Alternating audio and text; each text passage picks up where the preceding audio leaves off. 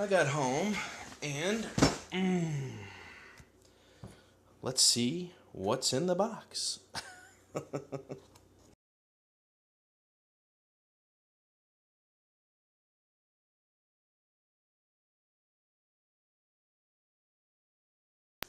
Waterproof. And this thing's actually pretty darn heavy. I'm surprised by how heavy this is. So this is the Aviax H20 waterproof drone from GL Toys. GL Toys or G Toys? Somebody's toys. Let's see here. 360-degree flips, 2.4 gigahertz. I don't know. Some kind of toys. It's from some kind of toy company. But it's supposed to be pretty cool. So let's cut this thing open and have a look inside the box. Did I get it all the way? I think I did. Yeah.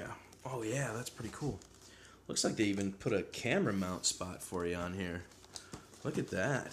That is actually a pretty nice little box too. Let's pull this out and see how heavy it is.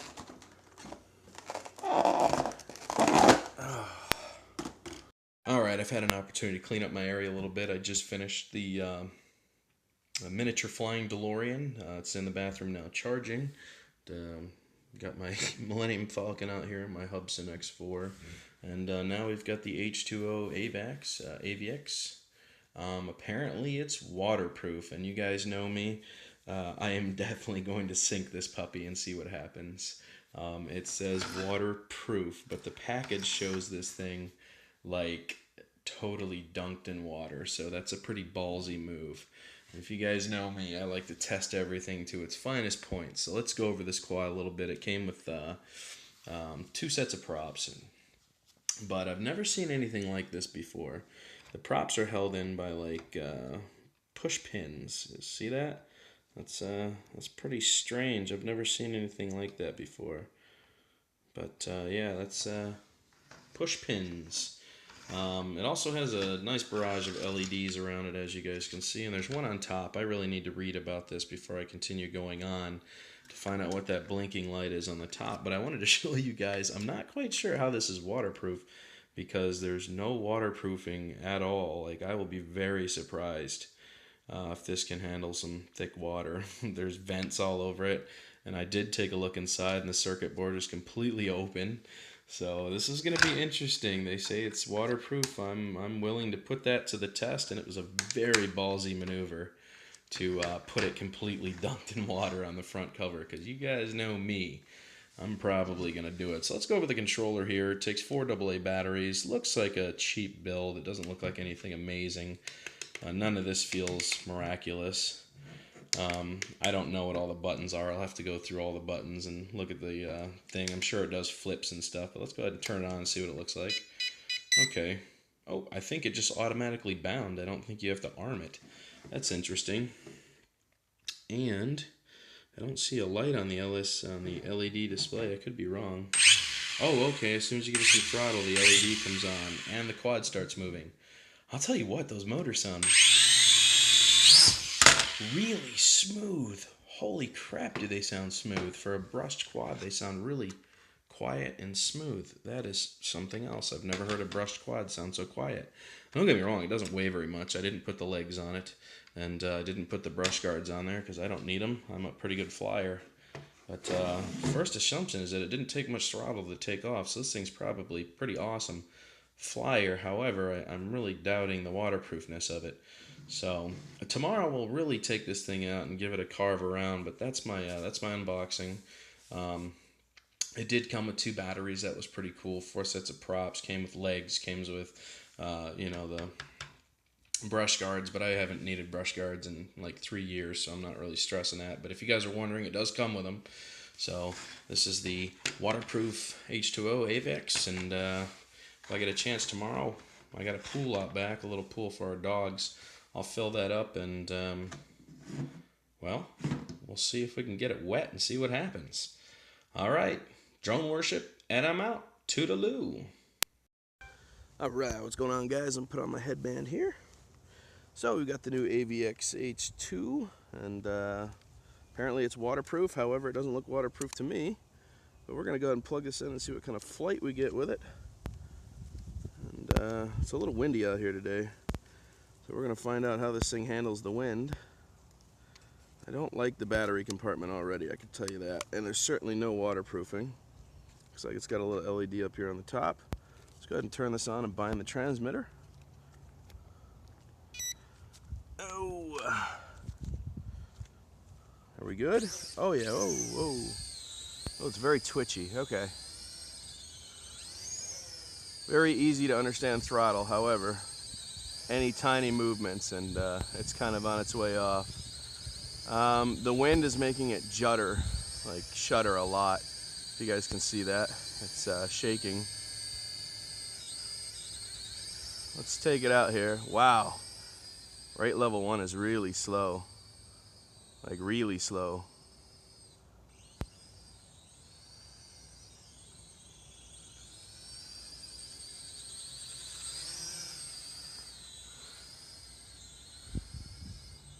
Oh my God, man. I have a feeling the wind is really pushing it around a lot too. Let's see here. If we fly it faster, how does it perform? Alright, so it seems to fly better faster. If you fly it slow, then it's kind of all over the place.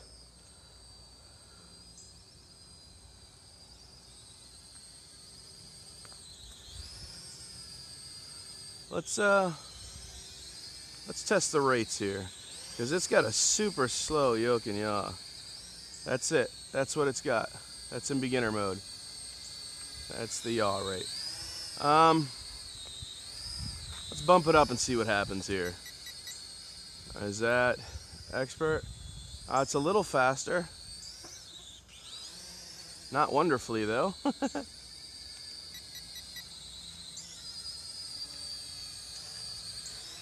Alright, well, that's rate level 3. As you can see, it is much faster.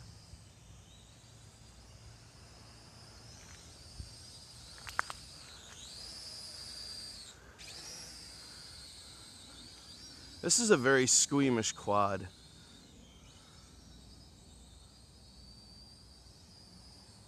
But it can be pretty quick. That's full pitch forward.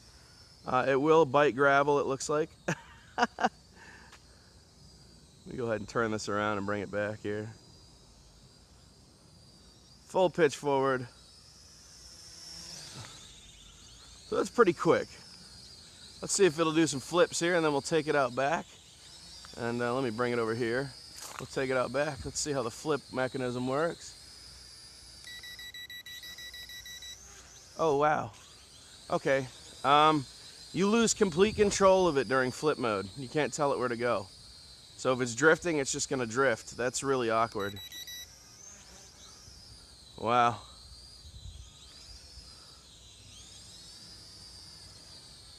So that's the pitch rate side to side. Let's crank this up again and see if it adjusts with, nope. It seems like the only pitch that changes is going forward. The yoke and, I think we got a car coming here. All right. So flipping works good. Let's actually go, let's go take this out back and see how it handles the water. All right, see you guys in a sec.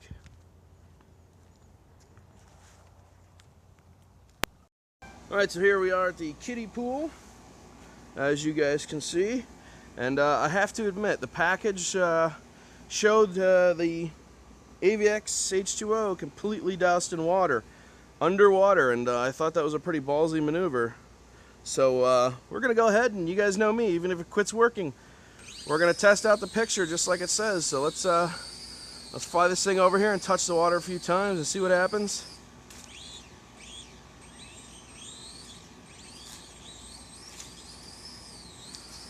Well, it was able to take off. Let's get it nice and let's get it to start sinking. There we go. Oops, there we go. See, look. That's it. Nothing.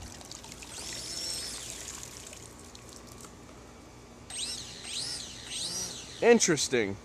So when it actually went underwater, I lost connection. And now I've got full quad ability again. That is very interesting. Let's go ahead and try that again.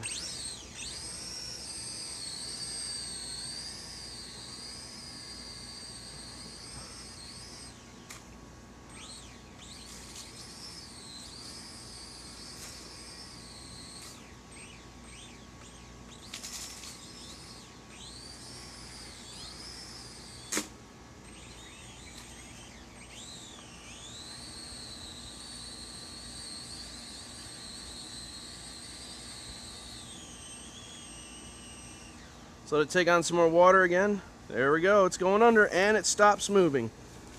Can't detect the transmitter. I don't know. Let's pull it out, let it drain, and all of a sudden it starts to work again. So if it gets too much water, it just seems to shut off. But as soon as it comes out of the water, it starts to work perfectly again. So it must have some kind of sensor to determine when it's time to stop when it's had too much water. That's very weird. And very ballsy of them to put that on the package, because as soon as it sinks, and we'll let it sink again here, as soon as it sinks, no, nothing. I got nothing. As soon as you pull it out of the water completely, and all the water drains, I can use it again.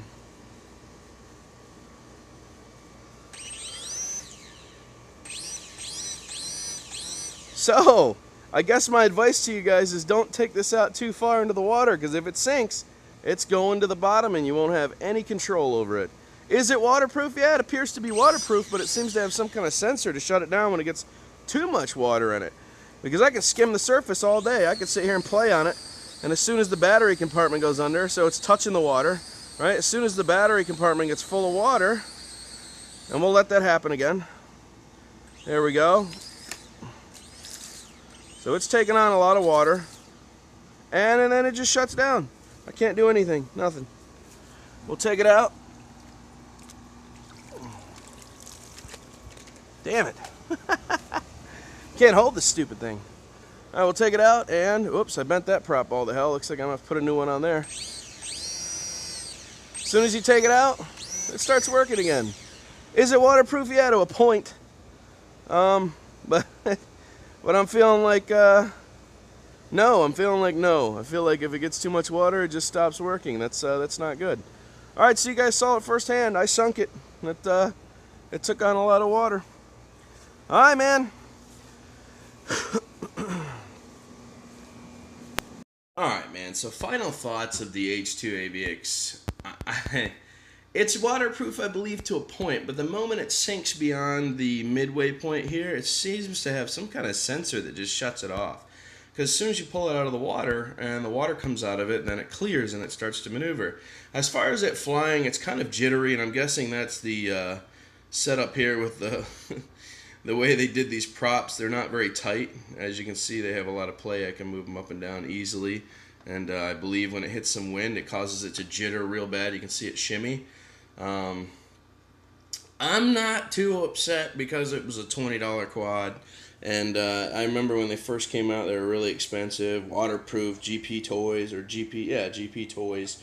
And I remember everybody was buying these, and I never really saw too many people talk about, like... I saw some people like running it through a sprinkler and kind of dousing it in water, but you know, I feel like it's a really ballsy maneuver to have a very misleading picture on the front of it saying that it's waterproof, and then it shows it acting like a submarine completely submerged in the water.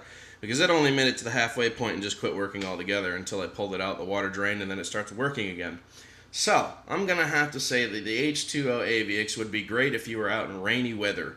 I think it would pass the rainy weather test. However, if you're actually thinking about taking it out over the water and letting it submerge like a submarine, not gonna happen.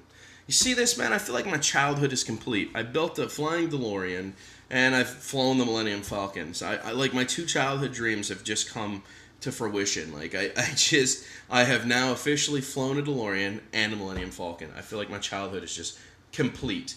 So I built this one. I'm currently weight reducing, and I'm taking as much plastic out of it as I can. For those of you guys following me, it's getting better. I'm getting 5 inches and 6 inches of flight now, and I don't even care that that's the case. I never expected it to be able to fly like the small ones do because of the weight of it, But if I can get it from from hovering and skipping off the ground and actually have some sustained flight, I will feel accomplished with this build.